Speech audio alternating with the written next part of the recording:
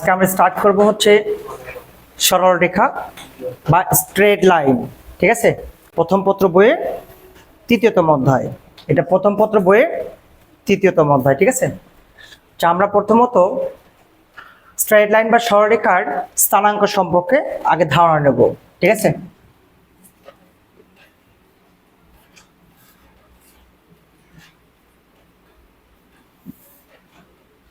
স্থানাঙ্ক স্থান যোগ হচ্ছে অঙ্ক। আর একটু বোঝো, স্থানাঙ্ক সরলরেখার বা স্ট্রেট লাইনে ফার্স্ট টার্ম চলে আসবে স্থানাঙ্ক।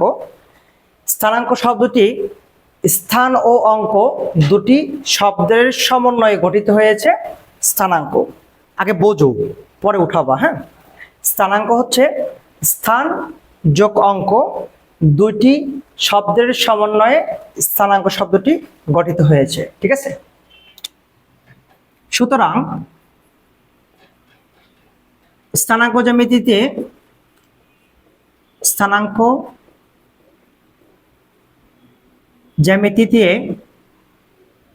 অবস্থান ও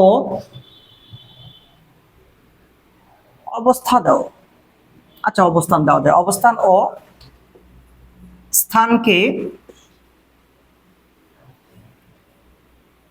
অঙ্কের সাহায্যে প্রকাশ করা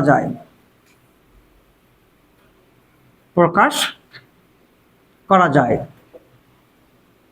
অতএব স্থানাঙ্ক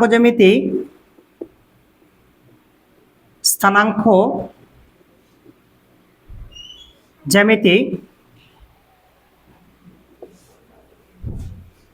গণিতের এমন একটি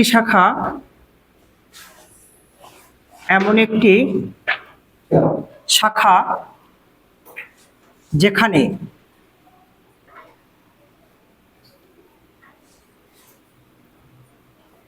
বীজগণিত জ্যামিতির মাধ্যমে অধ্যয়ন করা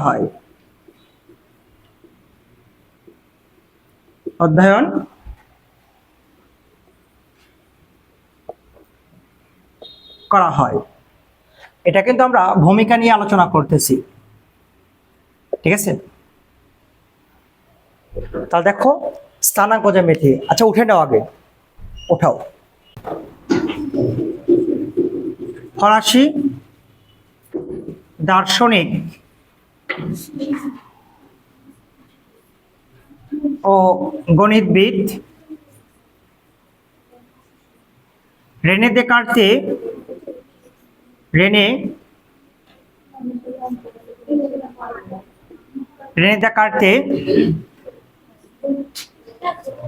সর্বপ্রথম স্থানাঙ্ক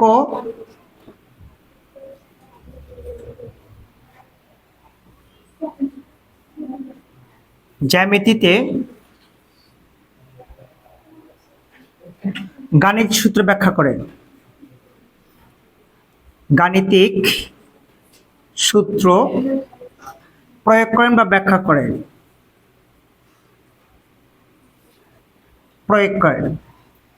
এছাড়া আরো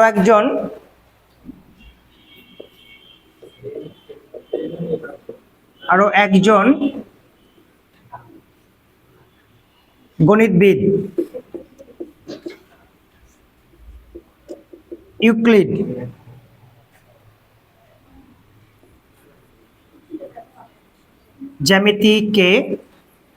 স্থানাঙ্ক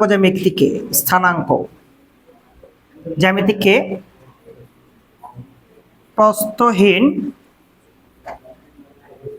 দৈর্ঘ্য হিসেবে সংজ্ঞায়িত করেন।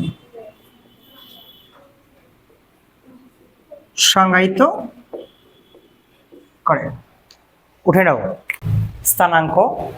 দেখো, স্থানাঙ্ক শব্দটি স্থান যোগ অঙ্ক এই দুটি শব্দের সমন্বয়ে গঠিত হয়েছে।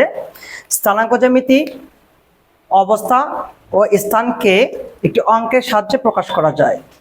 অতএব স্থানাঙ্ক জ্যামিতি গণিতের এমন একটি শাখা যেখানে বীজগণিত জ্যামিতির মাধ্যমে অধ্যয়ন করা হয়।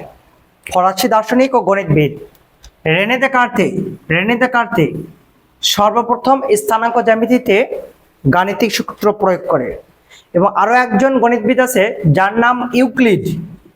সে স্থানাঙ্ক জ্যামিতিকে প্রস্থহীন দৈর্ঘ্য হিসেবে সংজ্ঞায়িত করেন। ঠিক আছে, এটা আমাদের হচ্ছে সরলরেখার ভূমিকা। ঠিক আছে, এবার আমরা সরলরেখার ফার্স্ট টার্ম আসবো। দেখো, এবার আমরা সরলরেখার প্রথম টার্ম আসবো স্থানাঙ্ক পদ্ধতি নিয়ে। ঠিক আছে, স্থানাঙ্ক পদ্ধতি হচ্ছে দুইটি, না লিখে দিই একবারে। তাহলে স্থানাঙ্ক মূলত দুই ধরনের, লিখে দিই বেশি করে মনে থাকবে। স্থানাঙ্ক স্থানাঙ্ক দুই ধরনের। একটা হচ্ছে নাম্বার 1 কার্টেজিয়ান কোঅর্ডিনেট, অর্থাৎ কার্তেশীয় স্থানাঙ্ক পদ্ধতি। ঠিক আছে, আর একটা হচ্ছে পোলার কোঅর্ডিনেট সিস্টেম। ওকে, অর্থাৎ পোলার স্থানাঙ্ক পদ্ধতি।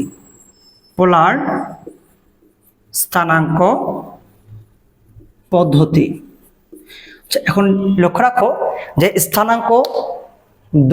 স্থানাঙ্ক ব্যবস্থা দুই ধরনের। একটা হচ্ছে কার্টেজিয়ান কোঅর্ডিনেট সিস্টেম, কার্তেশীয় স্থানাঙ্ক পদ্ধতি, আর একটা হচ্ছে পোলার কোঅর্ডিনেট সিস্টেম, পোলার স্থানাঙ্ক পদ্ধতি। দুই ধরনের। এবার আমরা কার্টেজিয়ান কোঅর্ডিনেট সিস্টেম বা কার্তেশীয় স্থানাঙ্ক পদ্ধতি সম্পর্কে জানবো। ঠিক আছে,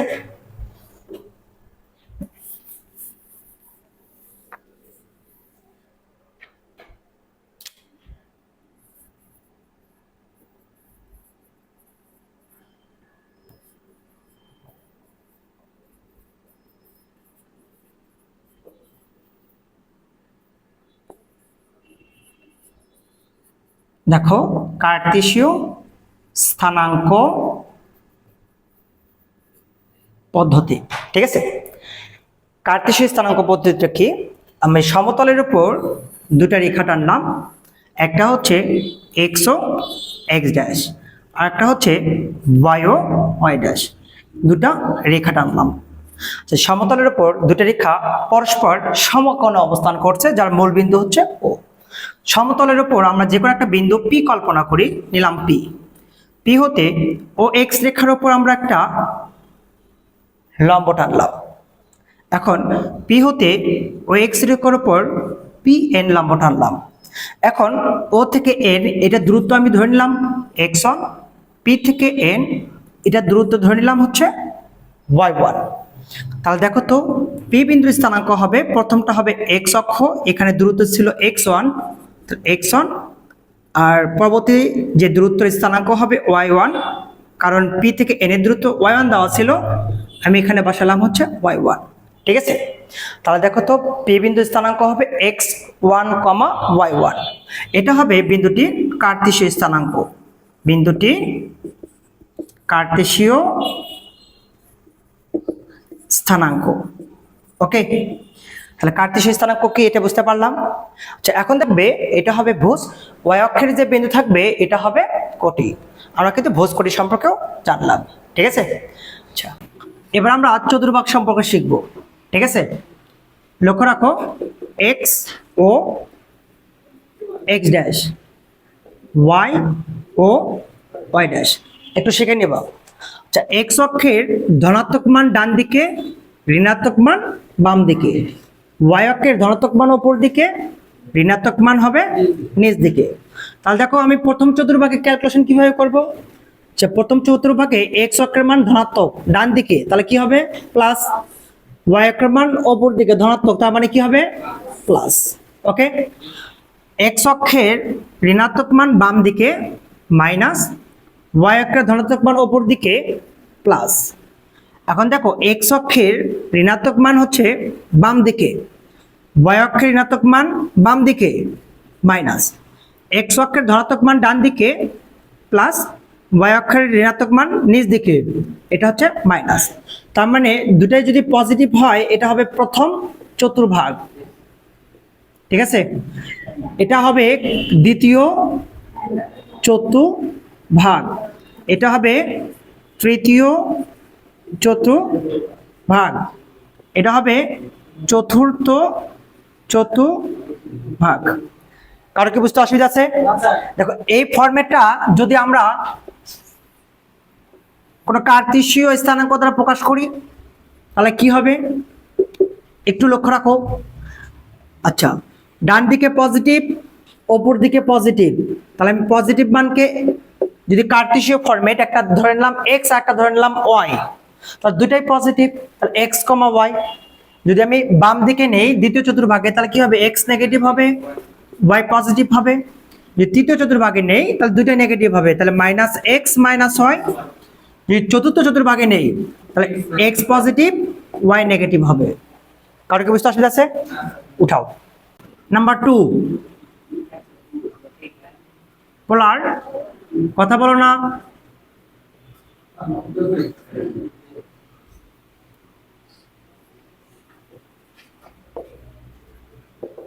পোলার কোঅর্ডিনেট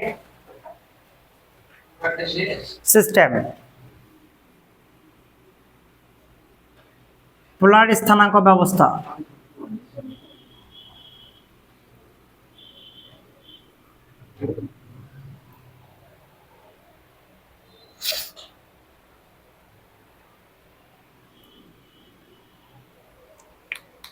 আচ্ছা, একটু আগে দেখো একটু, হ্যাঁ। পোলার কোঅর্ডিনেট সিস্টেম কথা অর্থ হচ্ছে পোলার স্থানাঙ্ক ব্যবস্থা।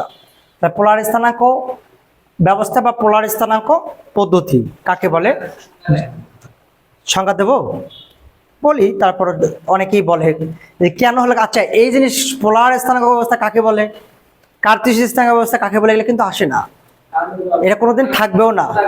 হ্যাঁ, এখন জানার জন্য শেখা লাগবে, ঠিক আছে। তো এখনো অনেকেই কোশ্চেন করে যে স্যার এরকম স্কিপ করে গেল, এই বেসিক দিল না। এই কাকে বলে যদি বেসিক হয় অঙ্কের তাহলে তো সব অবস্থা খারাপ, কারণ অঙ্কে কখনো দেখছে কোনোদিন কাকে বলে এগুলো কোনোদিন আসবি, কোনো অ্যাডমিশন পরীক্ষা কোনোদিন আসে। এখন বগুড়া স্টাইল হয়ে গেছে, এখন তাই কল লাগিয়েছে, ঠিক আছে। হ্যাঁ, সাইলেন্ট দেখো, পোলার কোঅর্ডিনেট সিস্টেম বা পোলার স্থানাঙ্ক ব্যবস্থা। দেখো কার্তেশীয় স্থানাঙ্ক ব্যবস্থা, যেমন কোনো সমতলে যে কোনো একটা বিন্দুর স্থানাঙ্ক নির্ণয় করতে যেমন কার্তেশীয় স্থানাঙ্ক ব্যবস্থা প্রয়োজন, ঠিক আর একটা পদ্ধতি রয়েছে, এটার নাম হচ্ছে পোলার কোঅর্ডিনেট সিস্টেম বা পোলার স্থানাঙ্ক পদ্ধতি। পোলার স্থানাঙ্ক পদ্ধতি দুই মাত্রা স্থানাঙ্ক পদ্ধতি, এটা একটু জানতে হবে। পোলার স্থানাঙ্ক পদ্ধতি দুই মাত্রার স্থানাঙ্ক পদ্ধতি। তাহলে এক নম্বরটা হচ্ছে বর্গ মূল যুক্ত স্থানাঙ্ক, আর নাম্বার দুই হচ্ছে কোণ যুক্ত স্থানাঙ্ক, ঠিক আছে। তাহলে পোলার স্থানাঙ্ক পদ্ধতি বা পোলার স্থানাঙ্ক মাত্রা হচ্ছে দুইটি, একটা হচ্ছে বর্গমূল যুক্ত স্থানাঙ্ক আর একটা হচ্ছে কোণ যুক্ত স্থানাঙ্ক, ঠিক আছে। সমতলের উপর যে কোনো দুটি বিন্দুর অবস্থান নির্ণয় করতে পোলার স্থানাঙ্ক পদ্ধতি ব্যবহার করতে হয়, ঠিক আছে। তাহলে দেখো সমতলের উপর আমি একটা রেখা টানলাম, একটু লক্ষ্য রাখবা। সমতলের উপর আমি একটা রেখা টানলাম, ঠিক আছে। এটার নাম দিলাম ও, এটার নাম দিলাম হচ্ছে এক্স। সমতলের উপর আমি যে কোনো একটা বিন্দু ধরে নিলাম, এটার নাম দিলাম হচ্ছে পি। ও এক্স রেখার উপর আমরা একটা কি টানবো, লম্ব টানলাম, তাহলে এটা কত ডিগ্রি কোণ হবে, 90 ডিগ্রি। তাহলে ও এক্স রেখার উপর পি আর এন, তাহলে পি এন একটা কি টানলাম, লম্ব টানলাম। আমরা এখন ও পি যোগ করে দেব, ও পি যোগ করে দিলাম, ঠিক আছে। তাহলে এই কোণটা হবে থিটা কোণ আর এটা হবে দূরত্ব, যেহেতু ব্যাসার্ধ এটা আছে, ব্যাসার্ধ হচ্ছে আর। তাহলে এখানে বলছে বর্গমূল যুক্ত স্থানাঙ্ক বা কোণ যুক্ত স্থানাঙ্ক থাকবে। তাহলে এটা পোলার স্থানাঙ্ক হবে পি বিন্দু স্থানাঙ্ক এখানে হবে আর কমা, এখানে থিটা কোণের মান দেওয়া আছে কত, থিটা। তাহলে পি আর কমা হচ্ছে থিটা। এপি আর কমা থিটা এই পদ্ধতিকে বলা হয় পোলার স্থানাঙ্ক পদ্ধতি। তাহলে কোনো ফাংশনে আর এবং থিটার মান বের করার যে সিস্টেম থাকবে এটা হবে তার পোলার স্থানাঙ্ক পদ্ধতি। পোলার স্থানাঙ্ক পদ্ধতি কারো কি বুঝতে অসুবিধা আছে? তার মানে তোমাকে শুধু এইটুকু বের করতে পারলে তোমার হয়ে যাবে যে কোনো ফাংশনে আর এবং থিটার মান বের করার পদ্ধতিকে বলা হয় পোলার স্থানাঙ্ক পদ্ধতি। ওকে, উঠাও। কার্তেশীয় ও পোলার স্থানাঙ্কের মধ্যে সম্পর্ক। লক্ষ্য রাখো, এবার আমরা শিখবো কার্তেশীয় ও পোলার স্থানাঙ্কের মধ্যে সম্পর্ক। এটা স্টার্টলি বুঝতে হবে, একটু মনোযোগী হও, পরে উঠাবা। কার্তেশীয় ও পোলার স্থানাঙ্কের মধ্যে সম্পর্কটা কি? ঠিক আছে, আচ্ছা আমরা কোনো একটা সমতল টেনে নিলাম, এটার নাম দিলাম ও, এটার নাম দিলাম হচ্ছে এক্স। ও এক্স সমতলের উপর আমরা যে কোনো একটা বিন্দু ধরলাম পি। পি হতে ও এক্স রেখার উপর আমরা একটা লম্ব টানলাম, এটার নাম দিলাম কত? এন। ও হতে পি, ও হতে পি আমরা যোগ করে দিলাম, এটার নাম দিলাম কত? আর। এটা কত ডিগ্রি? এটা হচ্ছে থিটা কোণ, লম্ব ছিল তাহলে কত ডিগ্রি কোণ হবে? 90 ডিগ্রি কোণ। তাহলে আমরা একটা সমতল টানলাম, সমতলটা ছিল এরকম। ঠিক আছে, একটু লক্ষ্য রাখো। তাহলে আমরা একটা সমতল টানলাম, সমতলের ওপর যে কোনো একটা বিন্দু নিলাম পি। ঠিক আছে, আমরা একটা সমতল নিলাম, সমতলের ওপর যে কোনো একটা বিন্দু নিলাম পি। পি হতে ও এক্স রেখার ওপর একটা লম্ব পি এন টানলাম, ওপি যোগ করে দাও, তাই এটা থিটা কোণে আনত থাকবে। ঠিক আছে, আচ্ছা এখন আমরা এখান থেকে ও এন, ও এন এর দূরত্ব আমি ধরলাম হচ্ছে x1, এন পি বা পি এন এর দূরত্ব ধরলাম হচ্ছে y1। তা আমি পি বিন্দু স্থানাঙ্ক পাবো কত? x1 হচ্ছে y1। তার মানে আমি কার্তেশীয় পোলার স্থানাঙ্কের মধ্যে যে সম্পর্ক থাকবে এখানে আমি প্রথমত পি বিন্দু স্থানাঙ্কটা আমরা বের করে নিলাম, বের হলো কত? x1 আর হচ্ছে y1। যেখানে ও হতে এন এর দূরত্ব হচ্ছে x1, পি হতে এন এর দূরত্ব y1, তাহলে পি বিন্দু স্থানাঙ্ক হবে x1 y1। তাহলে দেখো এটা ভূমি, এটা লম্ব, এটা হচ্ছে অতিভুজ। ঠিক আছে, ভূমি, লম্ব, এটা হচ্ছে অতিভুজ। তাহলে এখানে অতিভুজটা কি হবে? ব্যাসার্ধ বা দূরত্ব। কারো কি বুঝতে অসুবিধা আছে? আচ্ছা, এখান থেকে আমরা কয়েকটা সূত্র প্রমাণ করব, যে সূত্রগুলো হচ্ছে এরকম। নাম্বার 1, x সমান আর cos থিটা, 2 y সমান আর sin theta, 3 r equal √x² plus y square, 4 theta equal tan inverse y divided x। দেখো, পোলার থেকে কার্তেশীয় বা কার্তেশীয় থেকে পোলার করার সময় এই চারটা সূত্র লাগবে। x সমান আর cos থিটা, y সমান আর sin theta, r equal √x² plus y square, theta equal tan inverse y divided x। তাহলে দেখো সূত্রগুলো আমরা ব্যাখ্যা করব কিভাবে। আচ্ছা, আমি প্রথমত cos কে ব্যাখ্যা করা হচ্ছে, তাহলে আমরা এখান থেকে লিখবো। দেখো cos থিটা একটু শিখে নাও। cos থিটার সময় আমরা কি জানি? ভূমি বাই অতিভুজ। তাহলে ভূমি ছিল কত? ও এন, আর অতিভুজ ছিল কত? ওপি। তাহলে এখন দেখো ও এন এর মান কত? x1, ওপির মান কত? আর আর গুণ করে দাও। ঠিক আছে, তাহলে এখন দেখো তো থাকে কত? cos থিটা সমান x1 ডিভাইডেড আর x1, আর গুণ করে দাও, আর cos থিটা। তাহলে দেখো তো x1 সমান কি জানি? আর cos থিটা, বা x সমান আর cos থিটা। আচ্ছা, এখানে আমি x1 y1 না দেই, x আর y দিলাম, তাহলে আমাদের এখানে কত আসবে? x, এখানে x আসবে, তাহলে x সমান কত আসবে? আর cos থিটা। দেখো তো প্রথম সূত্রের ব্যাখ্যাটা চলে আসছে না? এবার দেখো অঙ্কের ভেতর কি দেওয়া আছে? সাইন আছে, তাই না?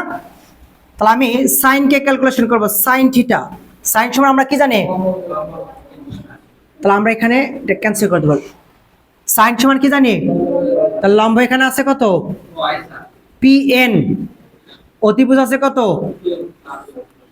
অতিভুজ কত? ওপি, ওপি বা পিও। তাহলে এখন তো সাইন থিটা পিএন, পিএন এর মান দেওয়া আছে কত? ওয়াই, এটা মান দেওয়া আছে কত? আর। একটু আর আর গুণ করো, এর নিচে ওয়ান, ওয়ান দ্বারা গুণ করো, ওয়াই সমান আর সাইন থিটা। দেখো এই যে মানটা আমরা পাইলাম, এটা কিন্তু সেকেন্ড সূত্রের ব্যাখ্যা।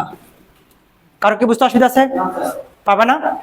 আচ্ছা, এখন একটা কাজ করো, এটাকে যদি তুমি সমীকরণ নম্বর দাও 1, এটাকে যদি সমীকরণ নম্বর দাও 2, এটা দুই ভাবে করা যাবে। আমি দুটাই শিখাচ্ছি। যদি তুমি পিথাগোরাস করো তার মাধ্যমেও করা যাবে, আর যদি সমীকরণ দিয়ে করো তা হবে। এটা যদি সমীকরণ নম্বর 1 সমীকরণ নম্বর 2 দাও, তাহলে দেখো আমরা এরকম করে লিখতে পারি না, 1 ও 2 নং বর্গ করে যোগ করি, বর্গ করে যোগ করি, ঠিক আছে? তাহলে বর্গ করো, এক্স স্কোয়ার ওয়াই স্কোয়ার, তাহলে x square y square equal, এটাকে বর্গ করো, আর স্কোয়ার কস স্কোয়ার থিটা আর square sine square theta, x square plus Y square, তাই না? আর স্কোয়ার কিন্তু আমি কমন নিতে পারতেছি, থাকে কত? Cos square theta plus sine square theta, তাই না? X square plus Y square, এটার মান 1, 1 দ্বারা গুণ করলে কি হবে? R square. তাহলে দেখো তো আমরা এই যে পাইলাম, এটা কিন্তু এটা আসবে। একটা কাজ করতে পারো, বর্গ ক্যান্সেল করে দাও, বর্গ ক্যান্সেল করলে কি হবে? রুট চলে আসবে। তাহলে root over x square plus Y square equal to হচ্ছে আর। আমরা কিন্তু এই মানটাই পাইলাম, এটাই কিন্তু এখানে ছিল।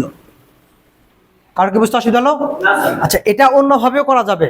যদি তুমি সমীকরণ নম্বর 1 সমীকরণ নম্বর মনে নাই তোমার, ঝামেলা, তা তুমি এটার তুমি বিকল্প এভাবে করতে পারো যে দেখো বিকল্প এখানে দেখা যাচ্ছে বিকল্প। আচ্ছা, আমরা পিথাগোরাস উপপাদ্য জানি না? কি জানি? অতিভুজ স্কয়ার লম্ব স্কয়ার প্লাস হচ্ছে ভূমি স্কয়ার। অতিভুজ এখানে আছে কি? ওপি, আর সরাসরি লিখলাম আর। লম্ব কি দেওয়া আছে? ভূমি কি দেওয়া আছে? বর্গ ক্যান্সেল করো, আর equal root over x square plus Y square. তুমি এইভাবে মানটা বের করতে পারো, যার কাছে যেটা ভালো লাগে। কার কাছে অসুবিধা আছে? উঠাও। আমরা লিখতে পারি এখানে, লক্ষ্য রাখো, ওয়াই ডিভাইডেড এক্স, ওয়াই সমান এখানে মিশিয়ে ফেলছি, কি হবে? আর সাইন থিটা, এক্স সমান কি হবে? আর কস থিটা, আর আর কি হয়? তাহলে Y divided X sine by cos কি হয়? Tan theta. আমি যদি থিটা রেখে দেই, ট্যান যদি সমান অপোজিটে পার করে দাও, তাহলে কি হবে? ট্যান ইনভার্স ওয়াই ডিভাইডেড হচ্ছে X, tan inverse Y divided X. তাহলে থিটার মানটা tan inverse Y divided X, এই যে আমরা পাইছি theta equal to tan inverse Y divided X. কারণ অসুবিধা আছে কি? উঠাও, মনোযোগ হও। আচ্ছা, তাহলে আমরা কি শিখলাম দেখো তো, এক্স কমা ওয়াই শর্টকাটে দেখো এটাকে কি বলা হচ্ছে? কার্টেসীয় স্থানাঙ্ক, তাই না? আর এটাকে বলা হচ্ছে তোমার আর কমা থিটা, এটাকে কি বলা হচ্ছে? পোলার স্থানাঙ্ক, স্থানাঙ্ক পদ্ধতি। তাহলে আমরা কিন্তু এটাই শিখলাম যে কোনো ফাংশনে এক্স কমা ওয়াই এর যে মানটা আছে, এটা মান বের করার পদ্ধতি হচ্ছে কার্টেসীয় স্থানাঙ্ক পদ্ধতি। আর এবং থিটার মান বের করার পদ্ধতির নাম হচ্ছে পোলার স্থানাঙ্ক পদ্ধতি। এখন আমি কার্টেসীয় স্থানাঙ্ক পদ্ধতি যখন নির্ণয় করব, পোলার থেকে কার্টেসীয় বা কার্টেসীয়তে পোলার, তোমাদের আর একটা কোঅর্ডিনেট শিখতে হবে, ঠিক আছে? একটু শিখে নাও, ওইটাও শিখে দিই একবারে। মিশালাম, লেখো।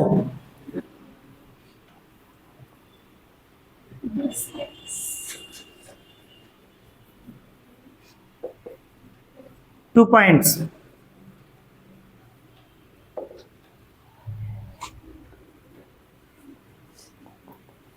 দুটি বিন্দুর মধ্যবর্তী দূরত্ব। আচ্ছা, দুটি বিন্দুর মধ্যবর্তী দূরত্ব নির্ণয়ের পদ্ধতি দুইটা, একটা কার্টেসীয়তে হবে, একটা পোলারে হবে। কার্টেসীয় দেখো আগে,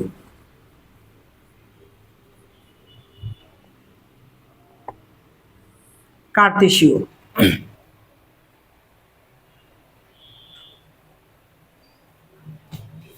এটা যে স্টার্টিং এ বোঝা লাগবে।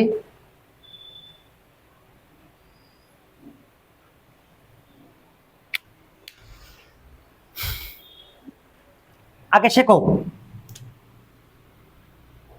শেখো, আমরা কোন একটা সমতল নিলাম, এটার নাম দিলাম, সমতলের উপর দুটি রেখা টানলাম, একটা সমতলের উপর দুইটা রেখা টানলাম, রেখার নাম দিলাম হচ্ছে এক্স ও এক্স ড্যাশ, আর এটার নাম দিলাম হচ্ছে ওয়াই ও ওয়াই ড্যাশ, যা পরস্পর সমকোণে ছেদ করে এবং মূলবিন্দু হচ্ছে ধরলাম হচ্ছে কত, ও। ও এক্স রেখার উপর দুটা বিন্দু নিলাম, একটার নাম দিলাম কিউ আর একটার নাম ধরলাম হচ্ছে পি। ঠিক আছে, তাহলে ও এক্স রেখার উপর বা ও এক্স সমতলের উপর দুইটা বিন্দু নিলাম, একটার নাম নিলাম পি, একটার নাম দিলাম হচ্ছে কিউ। তাহলে দেখো পি বিন্দু হতে ও এক্স রেখার উপর আমরা একটা লম্ব টানবো, তাহলে লম্ব টানো।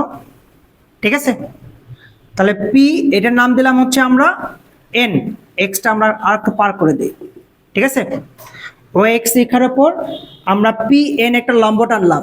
ঠিক আছে, তাহলে এটার নাম ও থেকে এন এর দূরত্বর নাম দিলাম আমি x1, আর পি থেকে এন এই দূরত্বর নাম দিলাম হচ্ছে y1। কারো বুঝতে অসুবিধা আছে?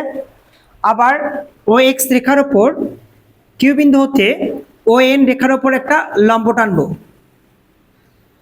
কিউ বিন্দু হতে ও এন রেখার উপর আর একটা লম্ব টানলাম।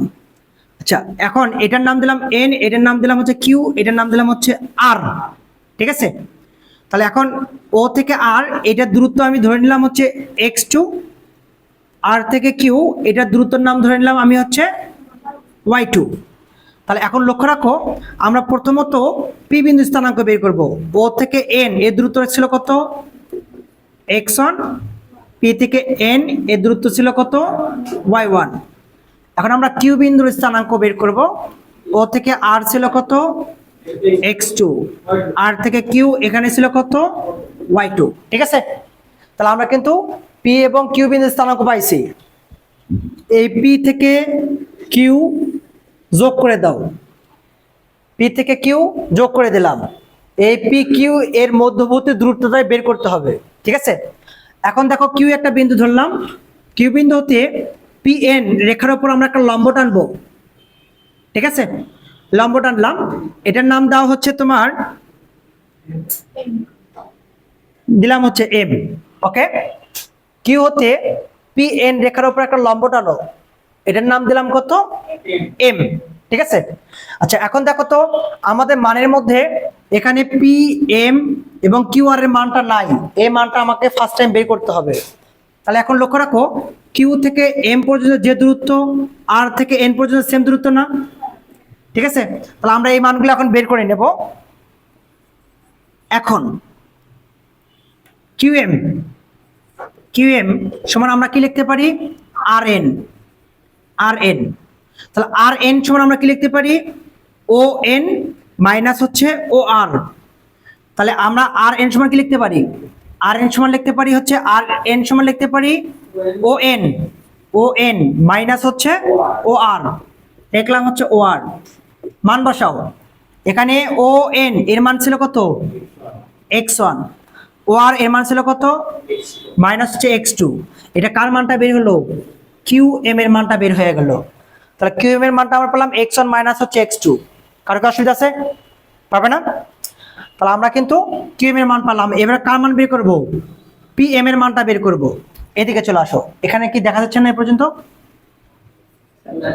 পি এম দেখো, পি এম। আচ্ছা, পি এম সমান কি লেখা যায়, পি এম সমান লেখা যায় পি এন, লেখো পি এন মাইনাস হচ্ছে এম এন, আমরা লিখলাম হচ্ছে এম এন। ঠিক আছে, আচ্ছা দেখো এখন P N minus M N. আচ্ছা, এম এন সমান কি লেখা যায়, কিউ আর লেখা যায় না, এম এন এবং কিউ আর সমান, তাহলে আমি এখানে লিখবো কিউ আর, কিউ আর। ঠিক আছে, পি এন, পি এন এর মান ছিল কত, y1 মাইনাস কিউ আর এর মান ছিল কত, y2, এই যে বের করলাম হচ্ছে y2। ঠিক আছে, আচ্ছা এখন দেখো এটা অতিভুজ লম্ব ভূমি, সমকোণী ত্রিভুজ হলে পি কিউ এম, সমকোণী ত্রিভুজ হলে তাহলে অতিভুজ স্কয়ার তাহলে কি হবে দেখো তো, পি কিউ স্কয়ার, লম্ব স্কয়ার হচ্ছে পি এম স্কয়ার, ভূমি স্কয়ার কি হচ্ছে কিউ এম স্কয়ার। এখন দেখো তো কার কার মানটা আমরা পাইলাম, পি কিউ স্কয়ার রেখে দিলাম, পি এম এর মানটা আমরা পাইছি কত, y1 মাইনাস হচ্ছে y2, স্কয়ারটা আমরা দিয়ে দিলাম, কিউ এর মানটা পাইলাম কত, x1 মাইনাস হচ্ছে x2, এর উপর হচ্ছে হোল স্কয়ার, স্কয়ার ক্যান্সেল করলে কি হবে, রুট ওভার চলে যাবে, এটা আমি আগে লিখলাম x1 মাইনাস x2 এর উপর হোল স্কয়ার, এটা লিখলাম হচ্ছে y1 মাইনাস হচ্ছে y2 এর উপর হচ্ছে হোল স্কয়ার।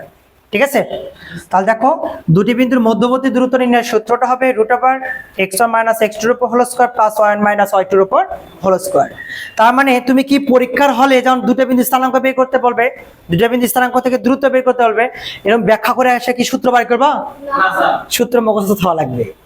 এই জিনিসটাই বোঝানো যায় না স্বল্প লোক, যে এটা ডিরেক্ট মুখস্থ, স্যার কোত্থেকে এলো, কেমনে এলো, কিভাবে এলো, এটা শিখে দেন।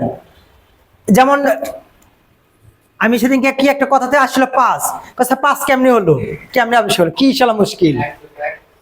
ঠিক আছে, আর পাস কেমনে আসলে কি হলো, এটা তো মুশকিল।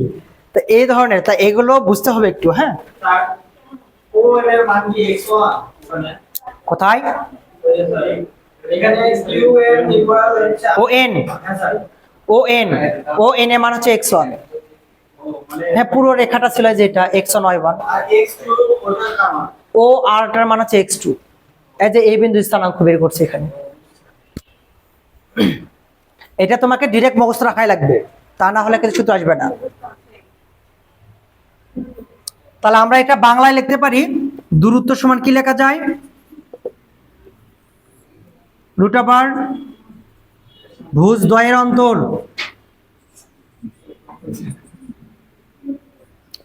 হোল স্কয়ার প্লাস কোটি দ্বয়ের অন্তর,